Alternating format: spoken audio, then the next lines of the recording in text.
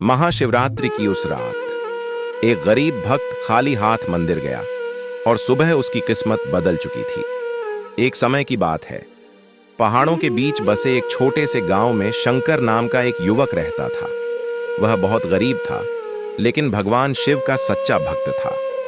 उसके घर में खाने तक की कमी रहती, पर उसके मन में कभी शिकायत नहीं होती। महाशिवरात्रि का दिन आया।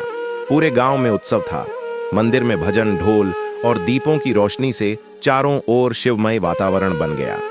हर कोई दूध, फल और मिठाई लेकर मंदिर जा रहा था। शंकर के पास कुछ भी नहीं था। उसने सोचा, क्या खाली हाथ शिवजी के पास जाऊं? क्या वो मेरी पूजा स्वीकार करेंगे? फिर उसके मन से आवाज आई, भोलेनाथ तो भाव के भूखे हैं। वह जंगल की ओर चला गया। वहां से उसने एक लोटे में पानी भरा और रास्ते में गिरे हुए कुछ बेल पत्र उठा लिए।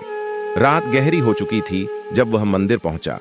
मंदिर में भीड़ थी, इसलिए वह बाहर एक पेड़ के नीचे बैठ गया।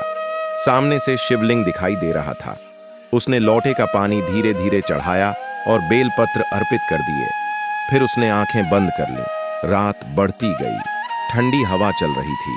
भजन की आवाज धीरे धीरे मंद हो गई, लेकिन शंकर वहीं बैठा रहा।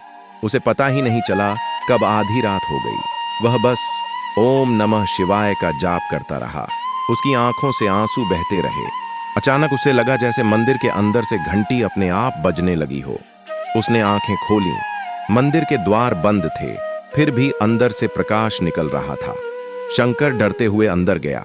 उसने देखा शिवलिंग पर एक दिव्य ज्योति चमक रही है और उस ज्योति से एक स्वर गूंज रहा है, भक्त, मैं प्रसन्न हूं।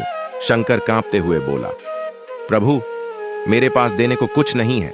स्वर आया, तुमने जो दिया वह सबसे बड़ा है, सच्ची भक्ति।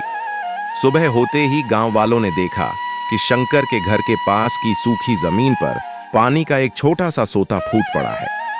धीरे धीरे वहां खेती होने लगी और शंकर की गरीबी दूर हो गई। लेकिन शंकर ने कभी उस चमत्कार का घमंड नहीं किया। वह हर साल महाशिवरात्रि की रात उसी पेड़ के नीचे बैठकर शिव का नाम जपता रहा, क्योंकि उसने उस रात समझ लिया था, महाशिवरात्रि की सबसे बड़ी पूजा न दूध है न मिठाई, बल्कि एक सच्चे दिल से लिया गया ओम नमः शिवाय है।